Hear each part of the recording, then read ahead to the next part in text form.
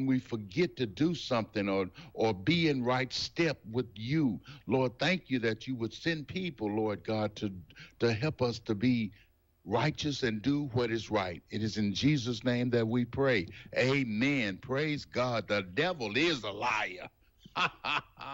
Praise God, praise God. Do you know, young people and my brothers and sisters, that there are things to do today to get into God's word? Yes, there are.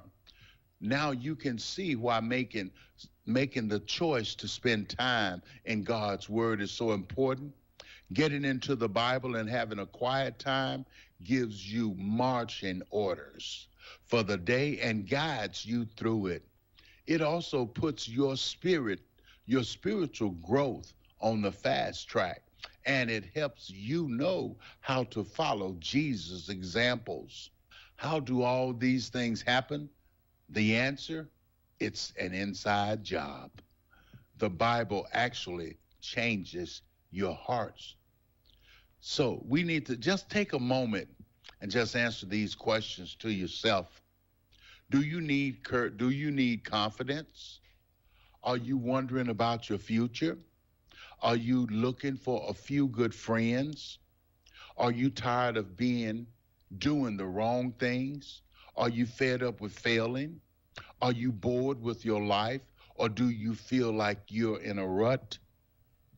Would you like approval from people? Well, I've got great news for you. Do you realize that time in God's word helps you to know success in every one of these areas and more? So what can you do to make sure you don't miss out on the miracle of a spiritual workout every day? You know, there are some steps to help in all of this. Number one, you can read. You can start reading somewhere. The only wrong way to read the Bible is not to read it at all. That's the first step. The second step is to study it. Dig in. It's as easy as reading this book.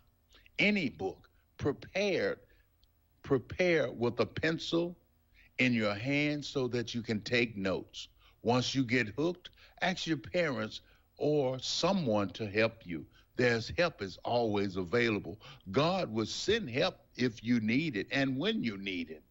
All you have to do is ask him. That's why I say, let's send up an email. Let's send God an email today saying, Lord, thank you. Lord, I need you. I need your help. I need you to guide me through tonight. I need your help to guide me into tomorrow. Yes, thank you, Father.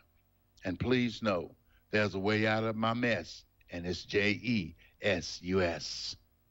Where can you buy a brand new Nissan with a lifetime warranty? Kingston Pike. Hey, folks, Gerald Anderson with Ted Russell Nissan. You heard it right. Every new Ted Russell Nissan comes with a lifetime warranty, and that's a long, long time. Ted Russell Nissan on Kingston Pike. Good morning and welcome to AM 1380 WYSH and Ask Your Neighbor. Ask Your Neighbor can also be heard and seen on our website, WYSHradio.com. And if you are in Anderson, Rome, or Morgan County and have Comcast cable, you can watch Ask Your Neighbor on BBB TV Channel 12. Ask Your Neighbor is the program where you call in and do just that. Ask Your Neighbor. Do you have a comment? Do you have a problem? Or do you have a question? Then call in and ask your neighbor. 865-457-1380 or toll free at 877-711-4005. And for those of you that might be listening or watching on the internet, you can email from our website, WYSHradio.com. Just click on the Contact Us button and email your questions.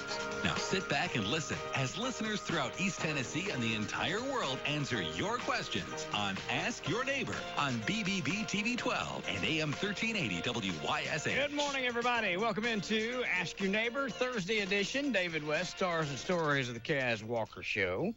First, good to have you back, Dave. Well, we're up here. They's worried about you. Up and running. Everything's running today. Huh? It's up a little bit, running a little bit. Well, good. I'm not chasing no rabbits or anything. Not today. Well, good. I'm glad you're back. Yeah. Glad you're feeling better. Yeah. We was talking about watches a while ago. Boy, you had a big watch business at one time. I didn't you? did. Had a very I big remember I used to watch you on TV selling, and I believe I've had one of everything you can get at one time. How many would you average selling out a night, reckon? I don't know. We've between $20,000 and $80,000 worth. I mean, how many quantity? I have no idea. It would depend on. I mean, we've sold hundreds upon hundreds. You had just about every kind of watch it was on the market. I probably have at one time or another. I've had just about everything. I still got the clown watch that you let me have. I wear your wristwatch I got from you, though. Yeah. I had it for so long. It's got the heart shape. Yeah. We used to have. When I wear it's a new model. I got it from you. We used to have. I mean, we went all over the country gathering up watches, buying out of states and stuff like that. That's how we got them. So. How would you do that, Ron? I'm part of a television network, international video catalog. It's called Video Catalog Channel, and I own 13% of it. We broadcast all over the world, and that's what we saw. We were the beginning of what you now know as jewelry TV. Yeah, We started it. That's awesome, Ron. That's so cool. That's a huge company now. It is. Sold it in 2000. We sold our end in 2000. So That's awesome. We went out. We took it public and sold it, and then got out of the business for a while. Back in them days, there was a lot of that stuff sold on television, wasn't there? Oh yeah. The fiddles and stuff. They take it one instrument and sell.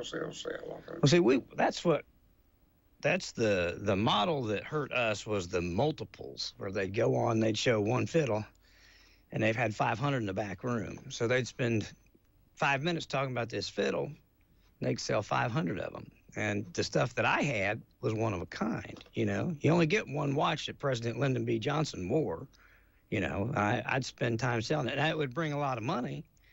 But when you had normal things that, you know, your $200 and $300 and $400 watches, you'd spend the same amount of time selling them as some of the people now spend selling a pair of earrings when they've got 10,000 pair in the back room. Right. So that and the internet changed a whole lot for us, because when the internet came along, it brought your retail down and your wholesale up, because there wasn't that much room. People could put it online at their house. The only thing that we had was the stories. You know, I remember flying up to Ohio. I can't remember the town, but this lady said that her husband, who was a doctor, had collected watches, and she didn't know how many he had, didn't know anything much about them. But we went up there, and good Lord, he had old carriage clocks. You know, stuff that was invaluable. You know, just things that many of them don't exist anymore today. Mm-hmm. And we had them, and they were like brand new. I mean, like they'd just been brought out of the 1800s. And so we'd find stuff like that, and they'd all have stories. You know, they'd have stories behind them, and that's what sold it. But airtime got so expensive on the little dish, and on, you know, you're broadcasting all over North America, that it just got to the point that unless you sold multiples, you couldn't sell old collectible things one at a time. We had to start looking for things that we could sell multiples of, which really wasn't what we did. I mean, right. Heck, I sold a Rolls Royce from 1920 or 19, I can't remember. It was I sold a Rolls Royce on the show one day. You know, Chris. What's the most watches you bought at one time? Do you remember? Yeah, probably about $70,000 worth, probably 60 or 70. Did you want to about 1,000 watches? Or I can't remember. That probably wasn't from one person. That was probably at a watch show. We'd go to the watch shows, the National Association of Watch and Clock Collectors. They're going to have a big deal like this in Oak Ridge this next weekend. That's when they buy stuff, yeah. They come out. They buy it. They want to buy it. People want to sell it. They buy that, and then they put it on websites and stuff like that. A company called Dallas Gold and Silver. It's traded on the stock market, DGSE. Yeah. And we were involved in that too, and that's what they do. They go out and they host these events, and people come in, and they don't appraise them. They'll tell them what they'll give them for it. But there's room in it for them to make money. They don't give them the retail, but they give it their money on the barrelhead. Pay fair price or. David, I don't know. I've never been to one. I know that Yeah. You know, I know that they have to leave enough room to do all the advertising that they do, the traveling that they do. They send people out there, and they take them back and have to pretty them up and market them. So there's got to be a pretty good markup in it. So Yeah, Lauren Jean, you remember they used to really wear, you probably don't because it was in the 60s. Long jeans? Yeah, they really pushed them then on TV. Long jeans They were gold. Some of them, a lot of them was gold. I've got a gold tank long jeans, tank watch, square watch. And then Whitnall was it. Long jeans Whitnauer. Long jeans owned Whitnauer, you know, so when we'd sell them, we'd always call them a Long Jeans Whitnauer because you wanted to attach the name Long Jeans to it. So which one owned who?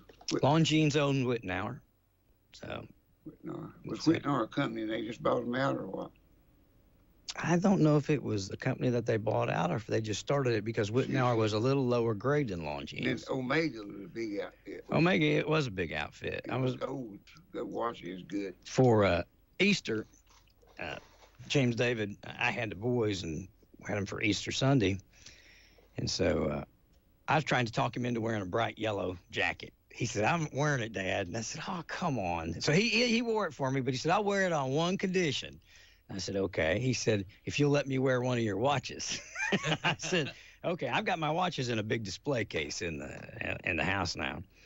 And so I said, all right, go over there and pick you one out. And that's exactly what he did. He went and picked out an Omega Speedmaster. And he says, how much would this be worth? I said, I'm not going to tell you. It was more than a coat, wasn't it? It was more than a coat. A whole lot more than a coat. Not a cow and a calf or a coat. No, I let him wear it. And he said, can I wear it again sometime? I said, yeah, you can. I said, you can wear it anytime you want to, as long as you're going somewhere with me and we can put it back in the case when it's done. Right. He said, you won't let me wear it to school? I said, no, I won't let you wear it to school. That's a bad idea, Rob. Yeah. But that's what he wanted, an Omega. That's what I still want, and I don't have yet. I still want what they call the Omega Man on the Moon watch. You know, Omega was the first watch that the astronauts wore when they went into space. The Omega Speedmaster, and now it's called a Man on the Moon, and it's got an inscription on the back, you know, it tells a Man on the Moon watch. The first watch in space was the Bulova Space View. You know, that was the first watch they ever sent into space because of the accuracy, and they used it to time the movements in the satellites. And the Ventura, like I got. Yeah, that's right insane. That's a Hamilton Ventura. I don't know if they ever used them in space. But the Bulova Space View was the first watch that ever went into space, left our orbit, went into space, and they used those in satellites because they could set. That's the first battery watch made, wasn't it? With the works in. I think Hamilton made the first electric. Yeah, Bulova Space View didn't come along till probably the 60s. Yeah, I remember Space View. Yeah. Yeah, they were later. Hamilton. Yeah, Hamilton was the first. And they just took watch. You had cogs and everything in it. Yeah. Put a battery in it. It'd eat batteries up, wouldn't it? Oh, yeah, and even today, like with your Ventura, you can't put a regular battery. You can't just go to the store and buy a battery. It's a certain type of battery because if you buy just a regular battery and put in it, the voltage will burn it up. I've got mine unplugged. Should I just take it plumb out or not? No, just as long as you've got it unplugged. And then it even tells you on the paper, it says, if you're not going to wear this for a day or two, pull the stem out. Yeah, I keep the stem out on mine. See, both of them. We found one. I guess it's Roger found me one on the. That's a nice one I got, wasn't it? The Ventura? Yeah. Oh yeah. Ventura is gold. Got that rough gold on it. No, it's real nice, but that's what I want. I want to get me a Omega Man on the Moon, and they still make them today. You know what I mean? They're still making them today. But good Lord, today, if you tried to buy one new, I think they're about $8,000. Oh, I can't do that. Right. No, thank you. I always keep my eyes out for a used one in reasonably priced, but I'm far off from that. Right. I'm sure you'll find one, brother. I had a pretty good with it. I watched them TV shows so much back when I was a kid, and it would say. A man is known by the watch he wears. Yeah, remember that commercial? I do. Man is known. Movado. Oh yeah, Movado. I've got a Movado. Which one is that class? The Movado Museum watch was the one that I sold a lot of. It was the one that had a jet black dial, a diamond at the 12. Right. You know what I mean, and the gold case. Yeah, I had one. Yeah, it it wasn't. It wasn't solid gold. It was just, Gold. They made them gold and gold filled, gold case. A lot of them. Mine was like a stainless color or something. Yep. It was nice. Probably had a stainless steel What back. I'm going to tell you, Roger White he was up on that gold watch stuff. Mm-hmm. He worked for me over at the store. People come in, watches, and want to trade me this and that. And I said, Roger, come here and look at this. And he said, that's a gold Movado, but it ain't running. I said, what do you get for it? He said, I'd go as high as 1,100. Mm-hmm. More than that, I always wanted a real good Movado, but I had one, the one you're talking about. Yeah. And this boy come to want to trade for a guitar. And he said, I said, this is a real Movado, is this a knockoff? And he said, no, it's real. He said, I won it on a quiz show off TV. He said, I know it would be real. Mm-hmm. Roger said, I don't believe it is. And that boy said, well, I can't help that. He said, can I look at it? And he said, well, why don't you open my watch up and skin it up? He said, how much you want for it? He told him $100 he wants for it. Mm-hmm. He said, let me open it. If I skin it, I'll pay you for it. If I don't skin it, I just want to see if it's real or not. And he took, of course, Roger's real precise with everything. He wouldn't skin a fillet. If you know how to open them, you can. It's not real hard. Yeah. Oh, he took that thing off her and he looked at me and said, it's real. Mm-hmm. And I traded for it. I think I don't know what I for it, but I kept it for a long time. Then I traded it on that Rolex I got. That gold Rolex. That's a nice Roger little watch. He bought it new, still had its box and extra links and everything. And Yeah. he wanted another one. He wanted day date, and that was just a date. Yeah. And I like that size. Yeah, it's a mid-size. It's a It's a mid-size. pretty high little watch, ain't it? Oh yeah, depending on You said they quit making them, what, 61? something like that. I can't remember what year. The ladies' watch is much smaller, and now the men's watch are quite a bit bigger than that. That was a mid-range watch that they made. They didn't make for a real long time. I had a watch that I thought was the ugliest watch in the world, and I bought and sold a couple of them. But Waltham made a watch for Masons, and it was a diamond watch, and it was probably this big. I mean, it was big on your wrist. It gold? No, the one I sold was probably gold I filled. remember that Mason watch.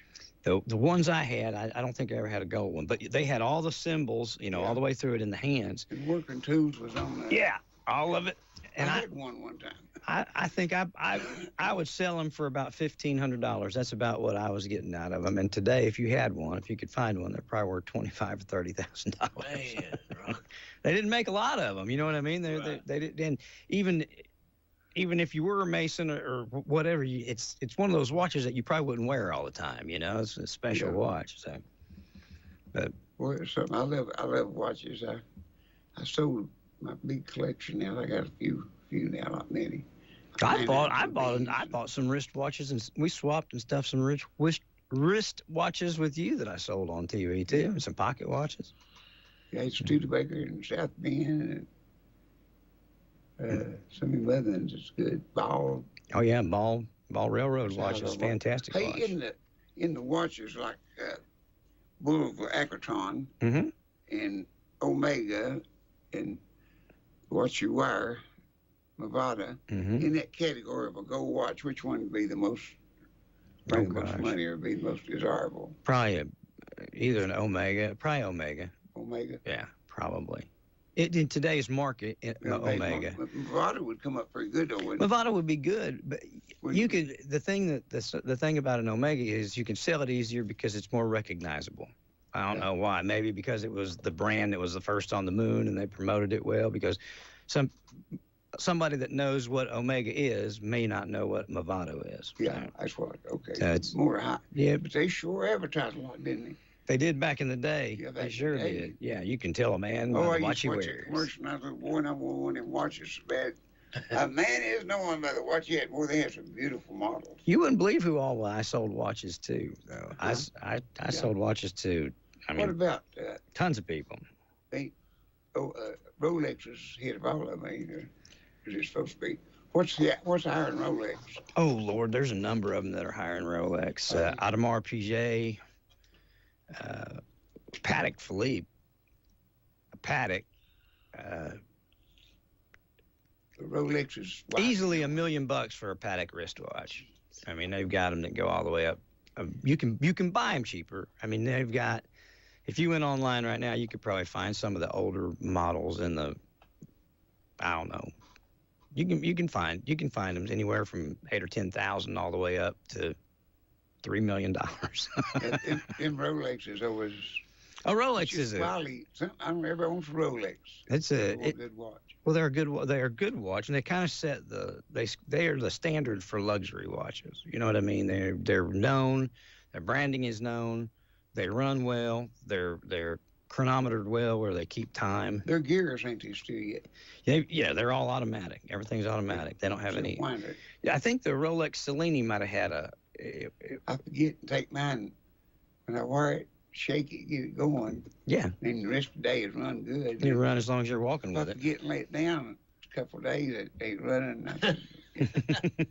Yeah. That watch you spoil us, didn't it? It does. I have the you same thing. You every day. Yeah, I wear, and I've got a lot of nice watches. And that's what my son was asking me. He's like, "Why don't you wear these?" And I said, "I just get in a habit. It's like boots. I've got 100 pair of boots, and I've wore these every day for 2 years." I just get in a habit of wearing the same pair of boots, and one day I'll change. I'll pull another pair off the shelf, and then I'll wear them till I'm tired of them. But that's the same thing. Tracy was like, you're wearing black today. Why are you wearing brown boots? Put on your black boots. I'm like, I'm okay. I don't know. I'm weird that way. I just get in the habit of doing something, and that's what I do. That, dude. What about Richard Mille watches, Ron? Why are they so expensive? What are they called? Richard Mille or something? That's like $250,000 right oh, way Lord. up there. Big. That's out of my. I don't know. I've just seen them with celebrities and stuff have them. I just heard them talk. Well, some of the new high dollar watches, if it's something that was created after like 2002, a brand that came into being, I'm not real familiar on it because they come out. I've just heard them talked about. I don't know what made them so expensive, like why they. I've never had any, but I sold watches to like Paul Allen. That's the guy that founded Microsoft with Bill Gates. That's the guy. Him and Bill started in his garage. I sold him a bunch of watches. That's awesome. He would call the TV station, and he would call before my show. You know, you'd be there like 15 minutes before you go on because you have to set your watches up. And then the other guy was finishing up his show, maybe 30 minutes before. And then some of the people like him would call and they would say, "Ron, do you have anything really special tonight?" And I'd hold in front of the camera, whatever it was, and then I'd tell him off the air what it was.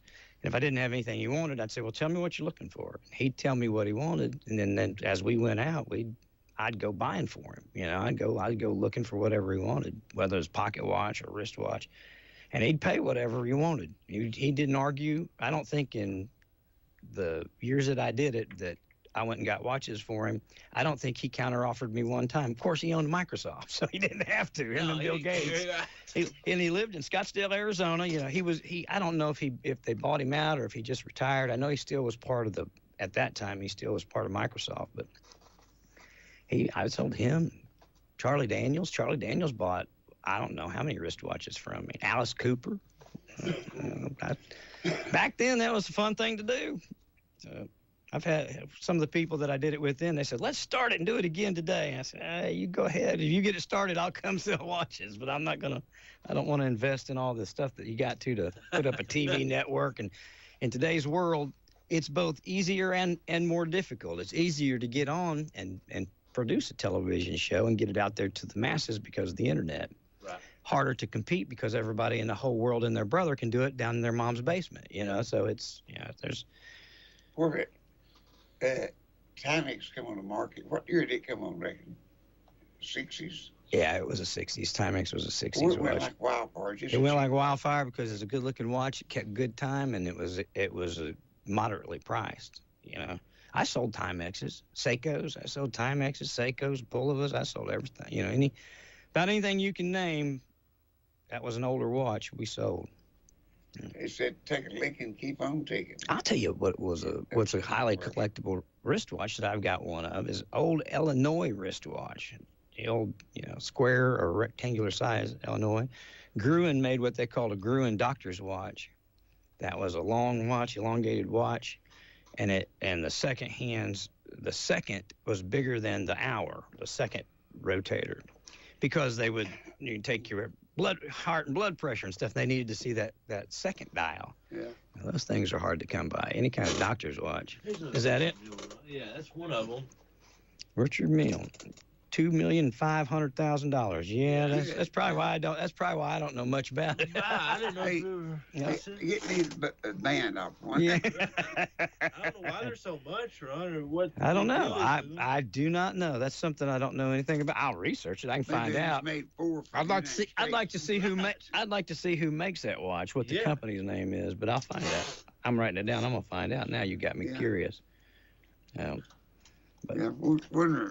you start to sell it, you just find somebody who knows what it was wanted, you know. Oh, right. It said it was used, too. Yeah. Probably. So, yeah. But anyhow, there's somebody that wants everything. Oh, yeah. There's somebody that does. Yeah. I don't understand it. I don't wear some of the watches I got, and I didn't pay. Well, I can tell you this. I bought President Lyndon B. Johnson's watch from Lady Bird Johnson. So I know it's real. Nobody can say she had a fundraiser. Her thing when she was first lady was beautification. You know the flowers you see on the exit ramps and stuff? That was her. That's her. She did that. She came up with that on the federal highways, on the interstates. And so she still has a foundation. Of course, she's passed away now, but she had a foundation, and their foundation would auction off some of his stuff and her stuff to get money to keep planting flowers. Right. And so I flew to Texas, and they were having an auction. And I thought, man, this watch is going to it's going to be astronomical amounts of money. And, they put it up to bid, and they started it like $500. And I was like, okay, I'm in at $500. I bought it for $1,500. Now, the watch it was an old Benares, which Benares was not a high-grade watch. It was base metal, so it was yellow base metal, not a high-grade metal. But they put his initials on it and had a presentation to him for it, and he wore it, so that, to me, that gave it all the history that I needed. But I came back after I bought that watch, and what I did is I just set it up. My shift, I would do a 6-hour show or sometimes an 8-hour show. And I don't remember if it was a 6-hour show or 8-hour show, but I set it up, and anytime I was selling a watch, when I sold it and I was changing for another watch, we would go back over to that instead of coming to me. Normally when I was changing watches, they would come to me, so you wouldn't be looking at a blank screen, and I'd talk while I was changing watches. But this time we would go to that watch, and I said, whatever it brings at the end of the show, I don't care if it's $1 or if it's $2 million, but whatever it brings at the end of this show, I'm going to sell this watch for. And it brought, I think, $27,900 what it brought. That was a good night. Yeah, that's awesome. That was a good night. So, but I mean, where else are you going to get something like that? It was a wind-up, wasn't it? No, I think it was a battery. I think it was a battery Benares. You know what? I can't remember. I really can't remember. Where did self-winder start? Self-winding? Yeah. I don't know, David. They've had those for a while. Big wheel in there. Yeah, the rotor. Gosh, probably in the 50s or 60s. 60s, I'd say. Somewhere around in there. Because 50s is doing that battery in Hamilton. Hamilton was groundbreaking on the. I think Rolex might have been one of the ones that came up first with the first. I got the book on all of them, and boy, it's something to read. Well, there's After I got mine, when I got me a book, it's got Elvis's Presley's ticket where he bought it. It's in there. He had one. You're talking about like your Hamilton Ventura, Hamilton Pacer? Yeah, he had one like that. There's a book. They don't publish it anymore, I don't think. It's called Cooksey Shugart, because the two guys, that's their last names. And it had every watch you could imagine in it and how much it was, serial number, so you could trace down how much or when it was produced. I've still got mine, but the last one I had, I think, was put out in 2006. But so it gives you the values, what things were selling for in 2006. But they don't do. There's not everything's available online today, whether you want to buy it or look it up or what have you. So it's kind of taken away. It's kind of taken away the market to do stuff like that. Yep. Well, they still any of them watch shows on there much? They have. I don't know of any on I television. know they got a lot of new ones, but I'm talking about the old stuff. No one that I know of. They're still, I'm no longer a member of it's called the NAWCC, the National Association of Watch and Clock Collectors, whatever. And I was a member of that for a long time. And then they have shows, like they'll have a show about once a month somewhere, whether it be one in Chattanooga, then one in Oklahoma, and then one. And then every quarter, they'd have a larger show. And once a year, they'd have the national show.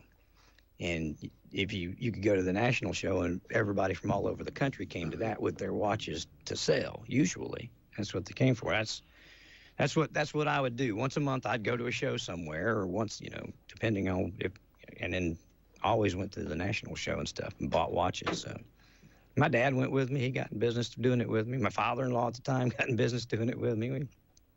My friend Tony got in business too. Bill Marshall down at, the guy that down here downtown.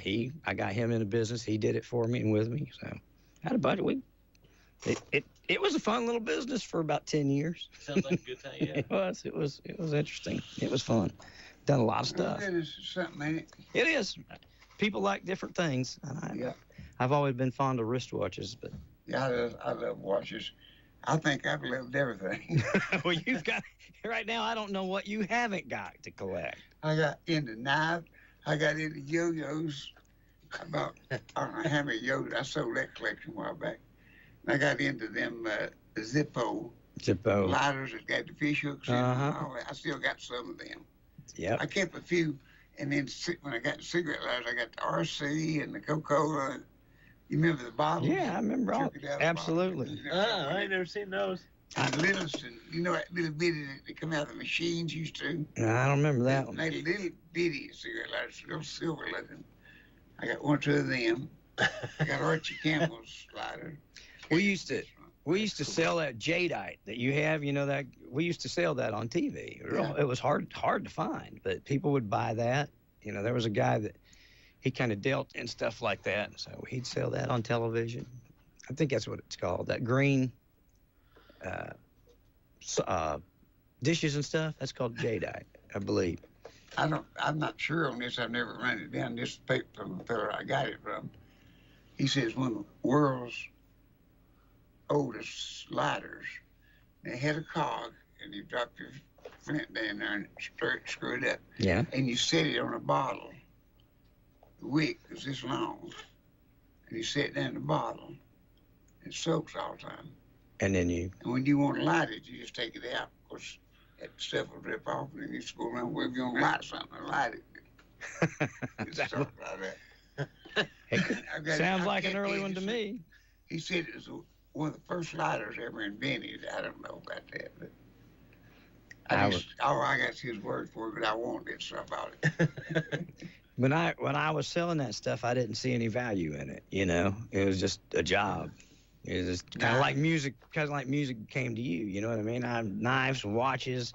We had Burt Ward, the guy that played Robin in the Batman and Robin TV show. We actually had him come on the TV show with us, and we auctioned off his personal Robin costume. There were a number of them. One of them he got to keep, and we auctioned that off on TV with him. That was pretty cool. How much did you get out of it? Like $40,000. That's probably 98 or 99. That's crazy. That's awesome, though.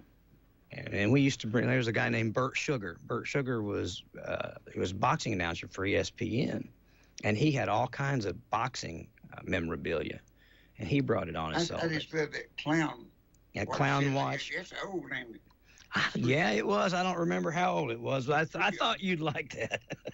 Yeah, I like the thing. I still got it on in my office, sitting up on where I got a lot of. I tell you one thing we sold that was, and I was trying to remember the guy's name, but the guy that found the Achilles treasure, I can't remember if I'm saying it right or not, but the man that found the treasure, he actually came on TV and brought the coins. And they were packaged, so they told what it was, and the ship wrecked in 1600, whatever it was. I've got one at the house. But he brought those on, and we sold that treasure on the radio, or on the TV, that was pretty cool. There was a bunch of people from that worked there was just standing around watching that. But that's one of the things I did get. But most of the stuff that I sold, I didn't see. I mean, I saw value in it, but I didn't see the value in buying it and putting it up like the people that were doing it on TV. Right. I was just, people used to say all the time, you ought to keep that. And I don't buy them to keep. I buy them to sell. You know, I don't care nothing about them. I got 10,000 of them at home, and I have 10,000 more next week. You know, so I'm getting rid of them. Yeah. But You know, I got 2 Mickey Mouse pocket watches. They're pretty old. I've had them 30 years. Yeah, they're and it was plastic, red plastic. any of the Disney, any of that stuff is always valuable. Yeah. Always. Man, I've had a lot. I sold a bunch of collections out here a while back, but now I had a big collection of knives and watches. I stole this lady's slave watches. She must have bought, I guess, maybe 75 or 100 off of me. I'm down on watches right now. I ain't got very many left, but I don't want very many right now. If I want one, I just probably gonna get it. Yeah. I got the ones I want. So. That's the same. That's, like I said, less that Omega Man on the Moon watch. If I get that one, I'll be done. And then I bought Trey one. I got Trey one. I didn't buy it. I got it from Bill. I told Bill a while back I wanted a nice Omega, and I wanted a Man on the Moon watch for my oldest when he graduated, right? That's what I wanted. It? Huh? Who made it? Omega Man on the Moon. And so I didn't find it by the time he graduated. Gruen made the Curvex. Yeah. The Gruen Curvex is what they were big. One with the Mason stuff on it too. No, Waltham did that. I don't know if Gruen did. Waltham made the one that was. Made it. Okay. Yeah. What's it worth now? $25,000-$30,000 easy, I'd say. Destin over there. Yeah.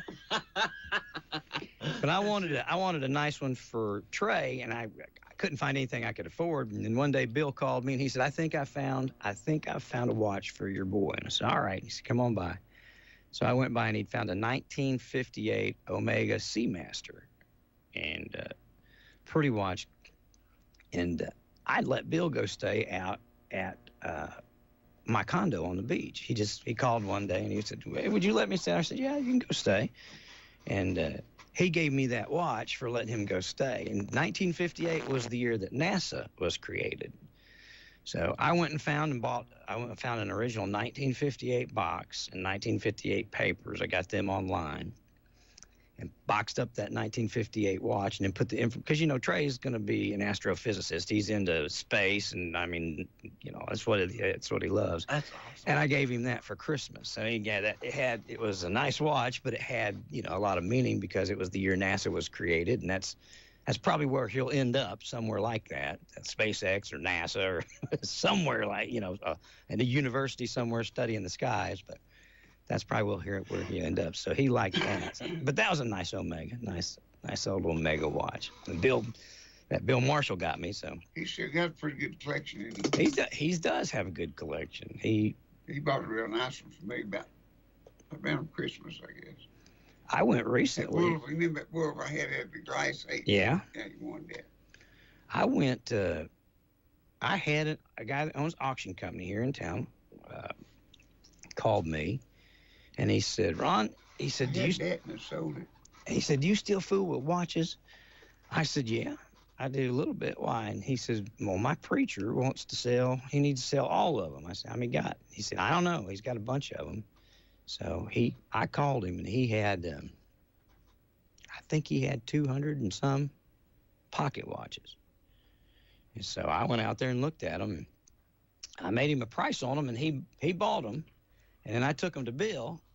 Bill went through them all and put a description to them. And then I took them over to JR's auction, and they auctioned them off for me. So I didn't have to fool with all that a little bit. That's the last big watch deal I did. Now I don't know, it's probably a year ago, 2 years ago. I don't fool with them too much. I don't have time. I don't have time to fool with the stuff I got, much less have more stuff. Well, Bill's still got a lot of clocks and stuff, ain't he? Yep, he's got a lot of them. He's just loaded. He does. And if you need something, you tell him he'll run across it eventually. It might take him a while, but he'll get it, you know. Because people know if they've got something like that, him. I was talking to an insurance guy the other day, and I don't know how we got on it, but his grandfather had given him his Rolex. He said, I've sent it to Rolex. He said, he changed the dial.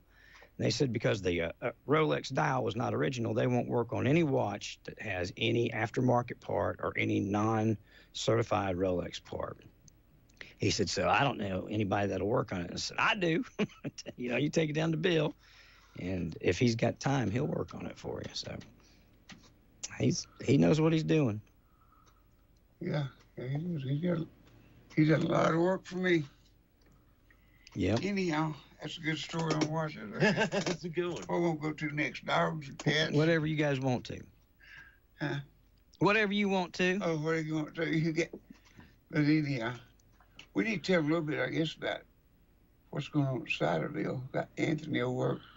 He has got some pretty good banjos now. Used ones, I mean, they're good. Gibson, different ones, gold, and he's got some drums, but he's got the drums. He's got drums, every kind of drums that you can think of. He bought out a whole load just a couple of weeks ago. They went on a big sale about, I forget how many real expensive instruments, a whole bunch of Les Pauls and Fenders, and this guy had a whole slew of them. They bought the whole thing, I think, what he had. He's up maybe toward 50 instruments. Wow. But we went to see him because he's running a lot of sales right now. And then, of course, Doug's doing a lot of sound systems now. Good. That's her doing big ones. I think he's doing a big one somewhere today. He's getting into sound more. And everything's still cooking over, I reckon. Well, good. And Dustin's over helping me some.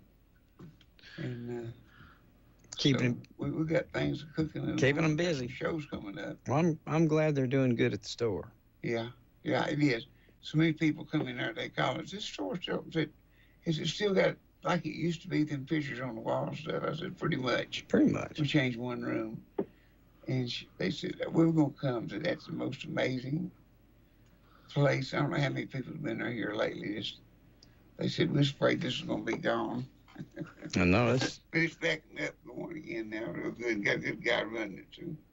Good. And, I know that estate sale that they got, an estate sale he bought out recently with all those Les Pauls was pretty impressive. That was kind of, I don't know how many of them he sold, but they were nice. The ones that I saw he put online. I'm thinking, I don't know, I'm trying to stay out of it, but I'm thinking about ordering a bunch. In fact, you might sell them. We'll sell. I'm wanting to build a banjo. I can get it. I didn't talk to him. And I want a little open back banjo, real lightweight that you play, or any heavy resonator on if it's small. It's going to be a full-size banjo, but I want to say thumping good and have Mr. Walker's picture on it. Thumping good. That's a real good name. Yeah. I'll tell you something we got in a week or two ago was a gold, one of them gold Rocky Tops. Mm-hmm. Well, it wasn't Rocky Top. It was his company. He made a real good banjo, Morgan Monroe. Okay. And they called me up and said, we're going to make some special banjos, one of them gold. And said, we want to ask you, what's a good name for a real good gold banjo? And I said, Rocky Top. And so they started, boom. They was talking about that here a while back. Just trying to sell me something. I said, I think I named him. They said, you did? You named him? Rocky Top. Wasn't that a good name? Yeah, it is. Fits but wouldn't perfect. it be good thumping good? That goes with the banjo. And Mr. Walker's picture on there. That would be fun. That would be I fun. think about ordering 100 of them. Let's sell them, and maybe you run them on. You order them, I can sell them for you. Stores too. Yeah, we can sell them. They might be a bunch of them. Yeah. They'll probably go for. I'll get a pretty nice little one that you can sell for about $249. Okay. Yeah, find them. That's a great idea. Again, it'd go. Sooner or later, it'd be a collector's item. I know it'd go. I just don't know if I'm going to get deep back in it, doing anything. I think you should. I think it's a good idea. I think I'm not. I get sitting over sometime. I get thinking that we're building some houses. We're going to have 2 nice houses for sale and pay off 3 bedrooms. And when I got one something sold, it was a used one there, and I got another good used one like real nice. But these are, I'm just, I'm not I don't build, but I just invoice for the company that builds it. Yeah. But it's I've got some things going. It's just I don't know what I want to do. Well, that's the joy of doing whatever you want to do. Enjoy that.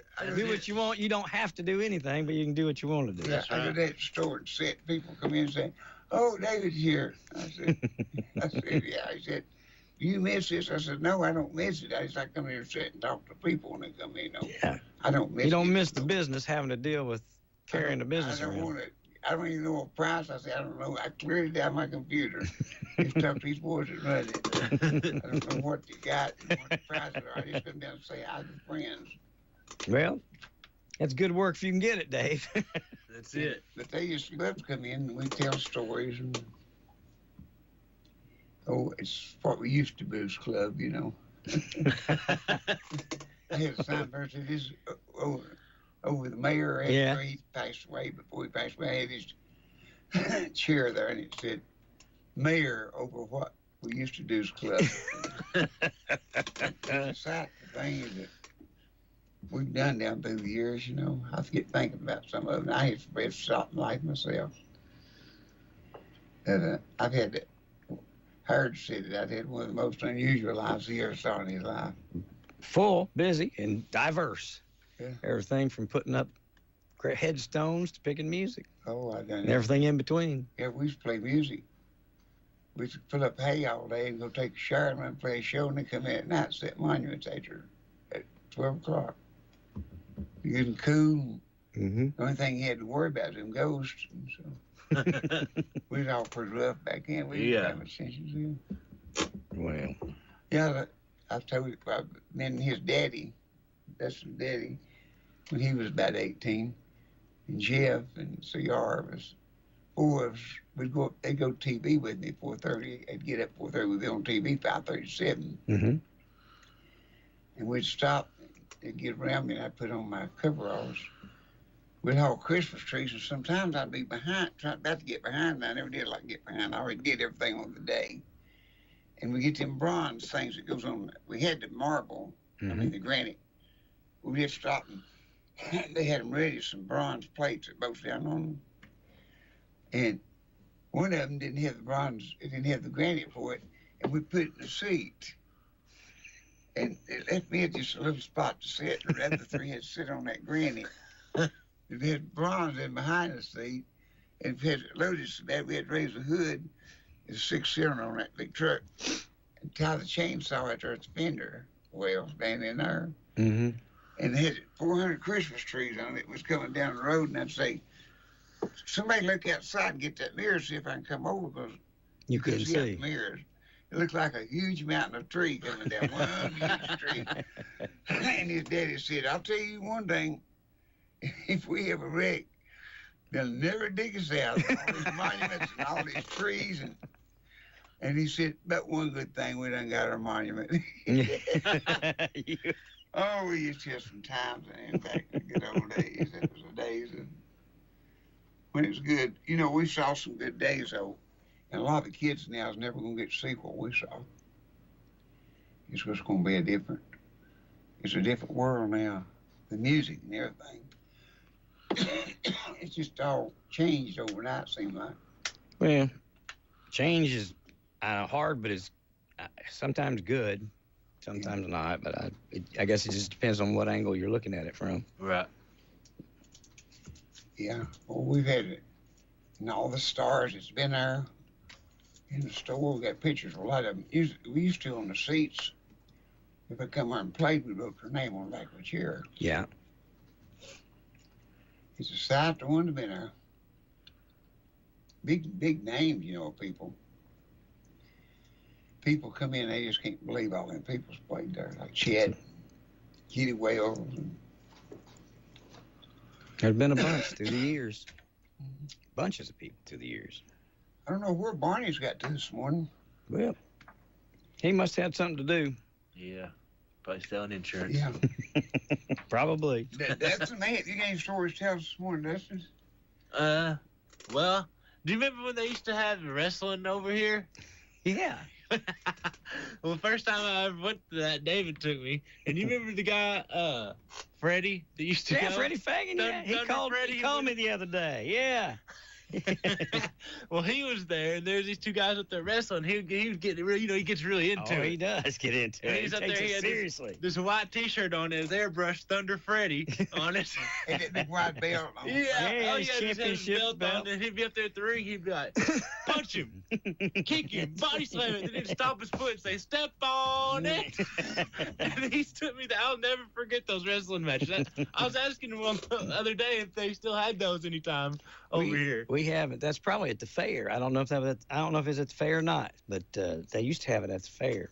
Was you there the night that busted the guitar? He sponsored a guitar, and Mr. I can't think of his name, Mr. something. I don't remember either. That he busted over.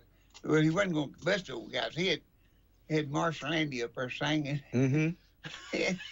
Had this company give him a guitar, and he said, I heard him talk about that. He said, now when I start to hit you over the head, this thing, when you see me draw back, you look down at the floor and I hit you on the back. Well, Marshall was singing and you draw it back with it, and that guy was just watching Marshall never drop it, and he hit him in the head and knocked him out. And he fell on the floor, didn't he? You remember that? Oh yeah, he was out cold. And one of them said, he's knocked out. He said, get him off of here. We didn't need him. No, I had to make it right on the end of the show. Oh, yeah. And doctored him up. And Freddie went around. This is funny. He picked all them splinters and things up and was giving them out to the audience. And this getting Marshall Andy and different ones for autograph. Oh, yeah. Good Lord. How's Freddie doing? He's in nursing home right now. He was.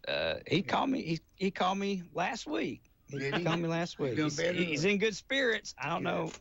The lady that. What happened to him? He got sick or something, didn't he? He got sick. And he's fallen a couple of times. Yeah. Hurt himself. So I don't know. I don't know specifically what's wrong with him, but he called. He's called me once the last 2 weeks. He hadn't called me this week, but he called me last week. And he called me a week before last. Yeah. Yeah. Oh, Freddie, he's funny. He is funny. Usually every time I walk in a restaurant, see him, I give him $10 or $20. And Mm-hmm. me and Barney and us was eating, and he come over there. Of course, I was going to pay for his food anyhow, but he come over and said, I'll sit with you. Him and Howard sit together. Me and Barney sit together, one of them booths. Mm-hmm. They laid the tickets down, handed Freddie his. And I was talking to somebody, and he picked it up and laid it over on my pile.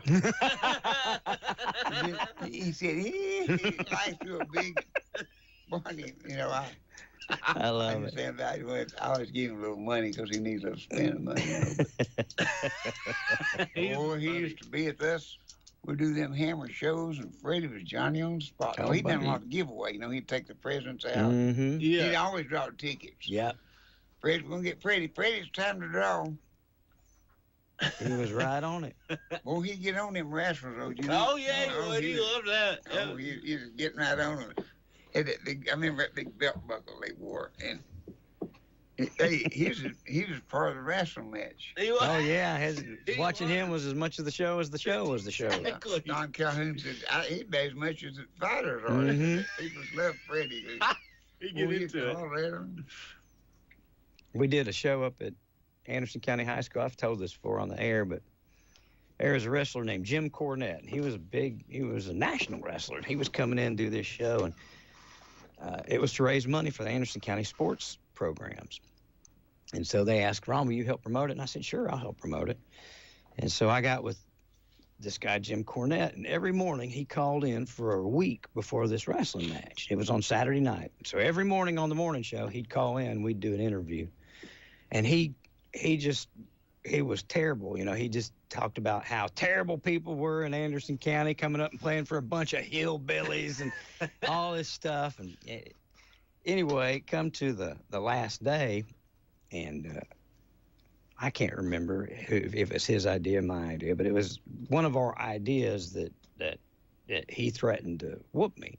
So he did. He said, I'll get you in the ring and I'll do this. And I said, no, I'm not going to do that. And he said, if you get in the ring with me, we'll have a match. And if you win, I'll give all this money to Anderson County High School. But if I win, I'm taking it, spending it on hookers and liquor. He was like, screw those kids. That's what I was like, okay. Well, we talked about doing it before we went on the air, you know. So I said, okay. And then I remember the day that I got there early. Jerry Allred was watching the door. And I said, Jerry, I'm supposed to go in here. He was like, okay. He knew what was going on. So he let me in, and I said, do you know where Mr. Cornett is? He said, I think he's back there in that dressing room right back there. So I walked back there, and he was back there. And I introduced myself. I said, I'm Ron Meredith. I'm who you've been talking to on the radio. And he was like, oh, okay, really? And then these two great big guys walked up behind him, right? And he just looked at me, and he said, well, my phone's talking to me. He said, you think this is a joke? I just kind of looked around. I said, no. And he said, when I get you in that ring, he said a few choice cuss words. He said, when I get you in that ring, boy, I'm going to break you in half. And then he just turned and walked past me and walked out. And then two big guys, one walked on the left side of me, one walked on the right side of me. They walked out, left me standing in the locker room, hour and a half before the wrestling match. And so he didn't speak another word to me. And so I went out and told Jerry, I said, is there going to be any more officers here? He said, well, there's going to be one or two, I reckon. I said, if he hits me for real, pull me out of there. I said, I think he's really going to hit me. He said, why? And so I told Jerry what he did, and he said, okay. And so I'll never forget. There was Jerry at one end, another officer at the other end, and Freddie. But it ended up what we did, and I had no idea what we were going to do. We got up there in the ring, and he had somebody bring a table, and we arm wrestled. And then, of course, I won, and all the money went to Anderson County High School. Okay, that's funny. I won Freddie's credibility that day. Yeah. When I won the wrestling match. So, and he still to this day will talk about it. So that's awesome. It was pretty funny. That is. He had you nervous, didn't he, Ron? He did have me nervous. He did have me nervous. And then, when we sat down at the table, you know, he put his arm up and he leaned in and he said, I got you, didn't I? I said, yeah, you got me all right.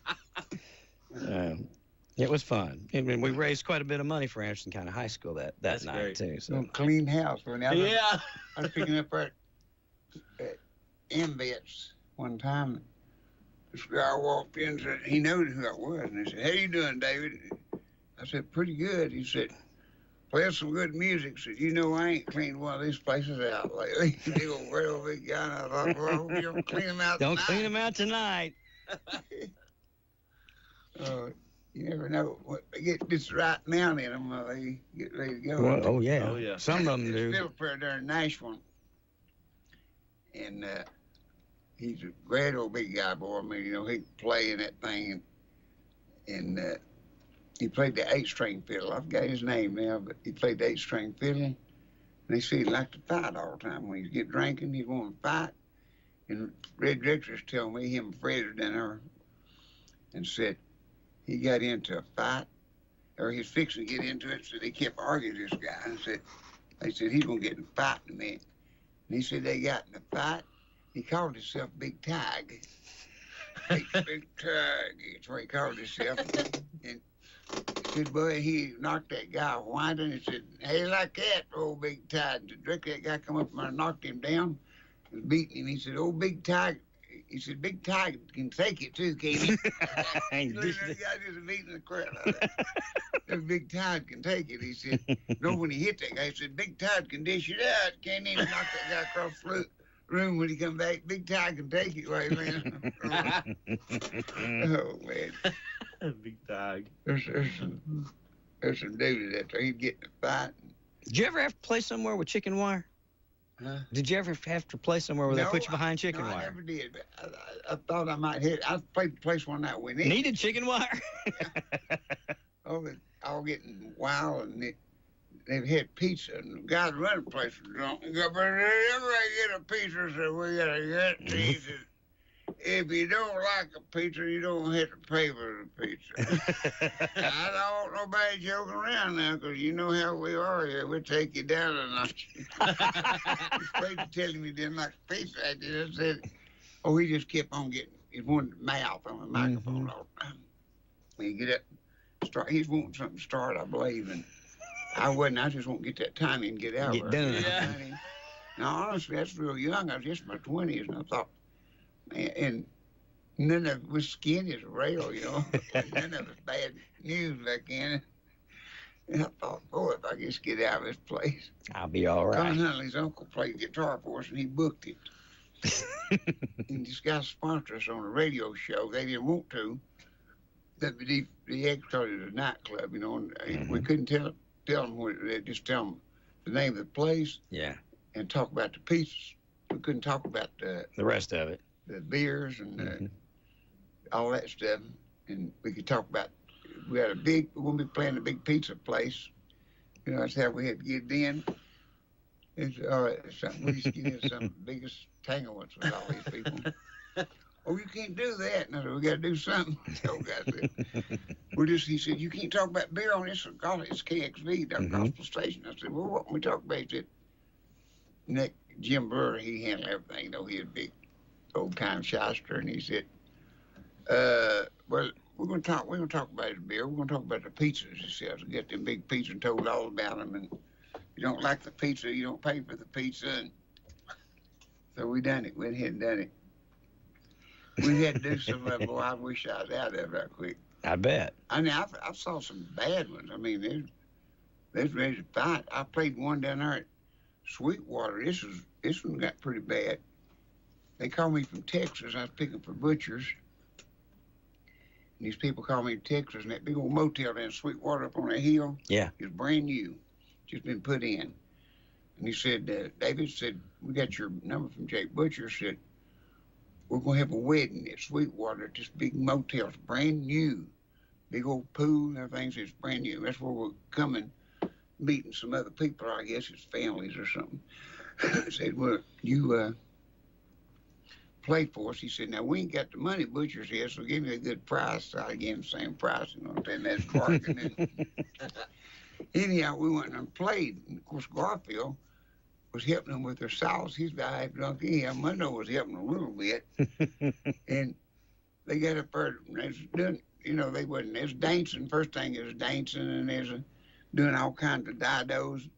And Drucky said, throw everybody in the pool. And they threw everybody but us in the pool. And they walked over to us and I said, please, man, don't do this. You'll ruin his instruments. And he backed off. The man that was in charge of throwing him in the pool. That's all saved us. Mundo said, he threw me in the pool. He's going to wear this, you know what, double around his neck before I go in. I'm going to see him right there. He said, I know how to do it. He said, I was in service for World War II. And said, I was in a nightclub playing, and so they kept on bothering me. So I just took my dobro and hung it right down over his head, knocked him out, and I left. Monroe said that. You know, Monroe was okay, you know, unless you could do anything with him if you knew you wouldn't. He didn't like you the first time you met him. He didn't think he wanted you to get acquainted with him. Monroe didn't get acquainted the first time, you know. And we was playing down here in Oak Ridge at that big shopping center, and this guy come up, boy, Monroe was about ready to lay him out. And I said, let's sit down here and let's don't fool with him.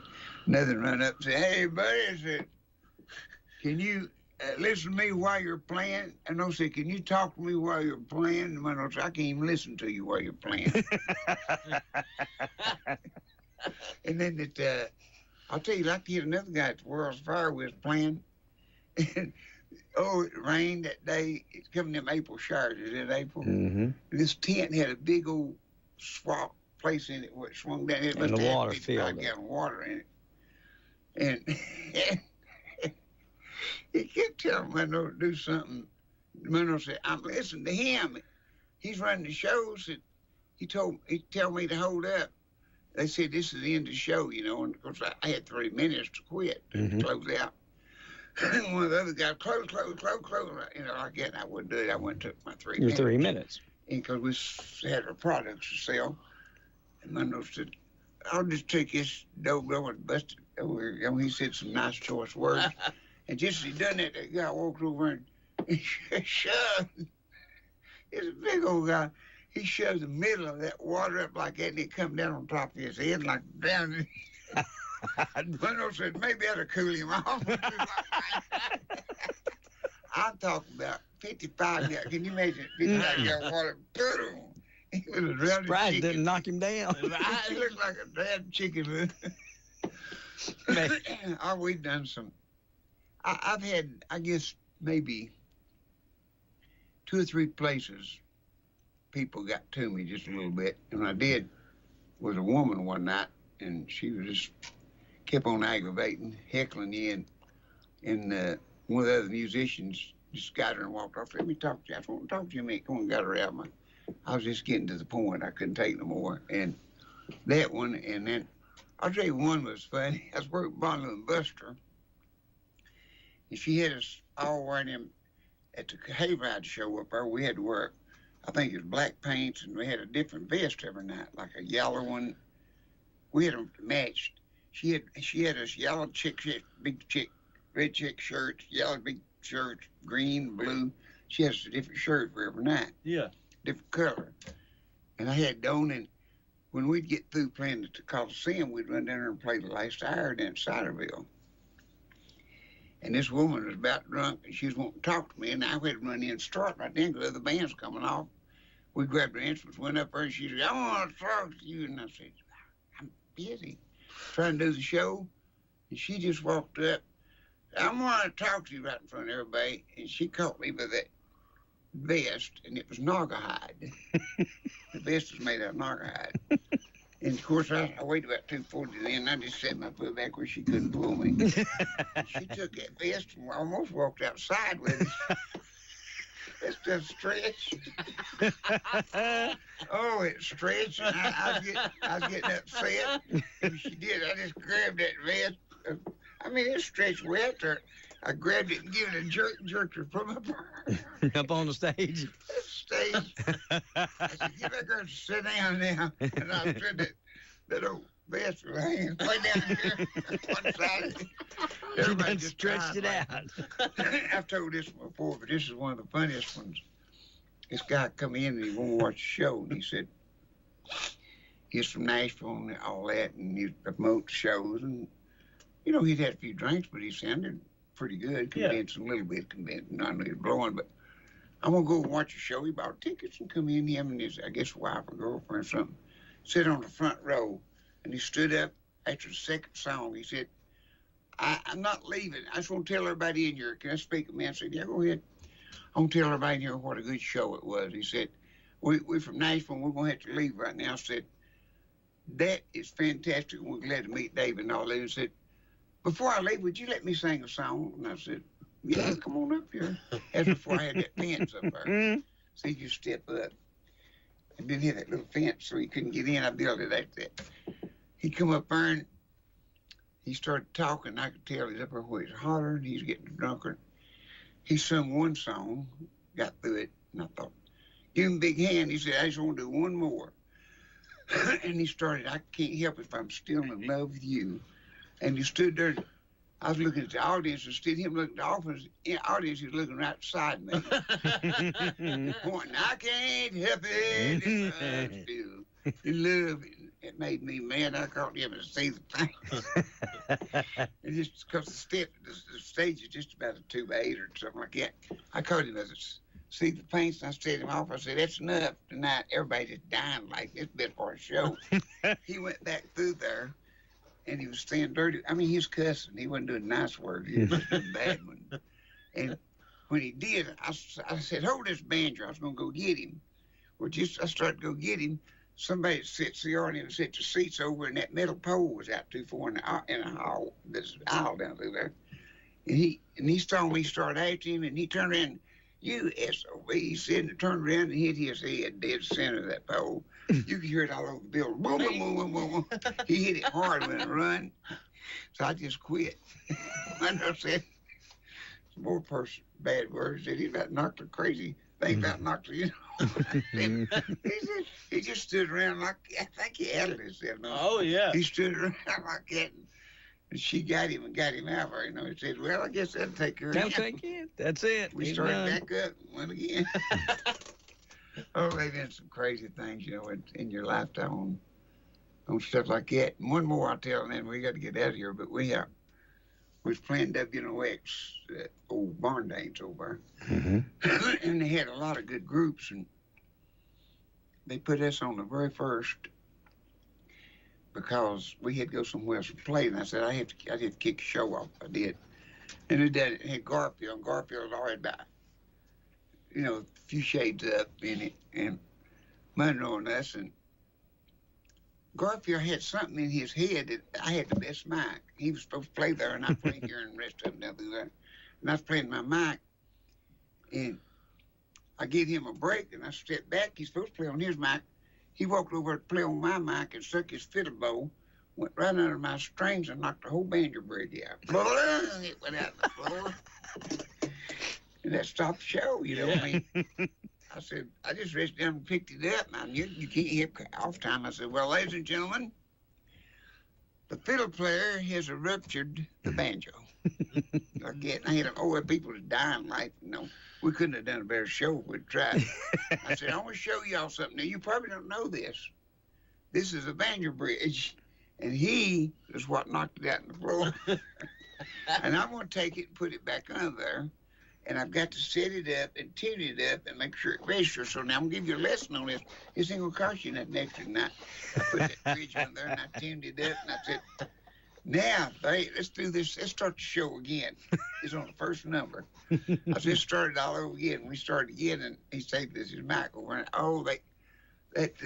one of them guys that are musicians, I was sitting in the audience, said, when you said he ruptured my banjo bridge, they just fell out of their seats almost and said, you talked it all the way through there and it was interesting. Yeah, you kept them entertained. I got to go back and fix this banjo. I just fixed it right in front of them. Yeah, made a lesson out of it. Well, I guess we better sum up because it's summing up time now. But anyhow, whatever you do, go over and see all the folks at Ciderville.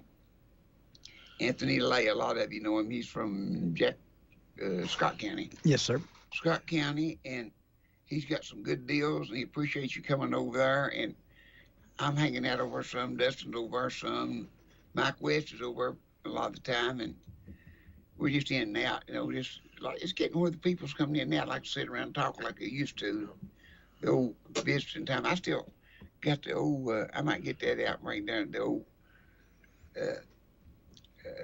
Board that you used to play checkers on. I still got the board and the checkers. Checkers and chess. Both. Oh, that was a big thing back in the 60s. They had them old nail kegs in there, and they'd sit down and play checkers. And we had some professionals. And when they did, it's hard to beat them. I mean, they'd have to play for hour. I mean, they just good. Yeah. But anyhow, I want you to come over and see us. And remember, he's having several shows now on Saturday or Friday nights. And if you need a PA system, Doug is the man to do it for you. He's really good. He does biggins. I believe he's doing a biggin today somewhere. But anyhow, come over and see us. And if you want to see some donkeys, Jerusalem donkeys with the crosses, we can show you them. It's a lot over at sea, Oh, yeah. Our plane crashed, and we got some wrecks up there, and then sometimes I crash. You need your haircut? Get a haircut. We think about opening a barbershop up over there, maybe. And we got a lot of things on the burners, but they just ain't lit them yet. That's right. We are glad. We hope we cheer somebody up when we come over and do this, because, as Barney said, a merry heart does good like a medicine, and he said he saw something that needs a few doses. That's right. Anyhow, me and Ron and y'all, we laugh, don't we? Oh yeah. We have a good time. If nobody else has any fun, we do. That's right. We got the night, good Lord will, we'll be in Sneedville, planning for a big furniture store up there at 3 to... It's up in the evening. I forget what time it was. They have it on the internet and stuff. It's up in Sneedville, Tennessee. It's on a Friday evening. And then after that, we'll be back at Wild Wings. Second Monday of the month, right? It's the 12th, I believe, at Wild Wings, ain't it? I believe you're right. Ron can tell us right here. It will be the 12th. Yes, sir. Okay. Monday the 12th. The 12th will be at Wild Wings. And then the 17th, which will be right now close, they're having a big car show in Powell. Okay. A big car show and antique show. And we'll have her in here with us next week or two, talking about it. They're going to have door prizes, giveaways, and food, and a big car show, an antique show, and it's going to be a pretty big thing out there.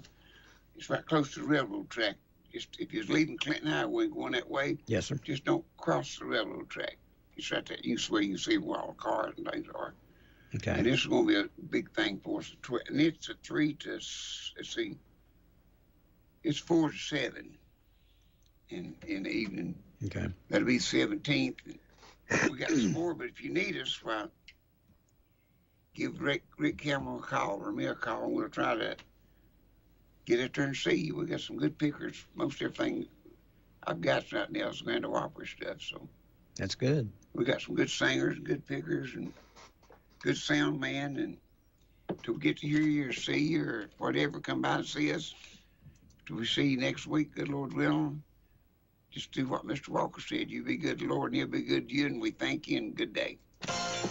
Thank you for listening to AM 1380 WYSH and Ask Your Neighbor. Make sure you tune in at 10 a.m. each day, Monday through Friday, right here on AM 1380 WYSH and BBB TV 12. Or listen live online at WYSHradio.com. And remember, if you have a question, comment, or problem, call in.